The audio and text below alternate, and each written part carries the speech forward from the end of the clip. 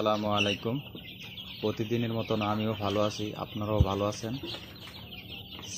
আমাদের মুরগির ফার্মে ছোট বাচ্চা আজকে এই 10 দিন বয়স। অরিজিনাল ভামা, এই দেখেন ভামা। যাকে ভামা মুরগা লাগবো তারা স্ক্রিনে দেওয়া নাম্বারে যোগাযোগ করবেন। ভামা আছে, দেখতে আছে সুপার হাইব্রিড। জায়গা জায়গা লাগবে যোগাযোগ করবেন।